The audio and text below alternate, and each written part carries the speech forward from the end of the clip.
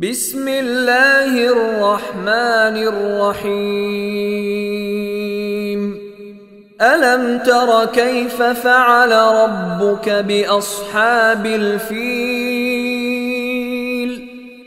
ألم يجعل كيدهم في تضليل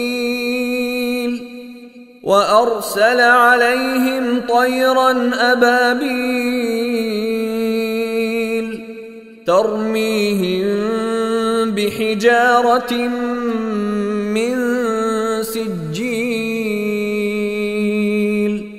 فجعلهم كعصف مأكول.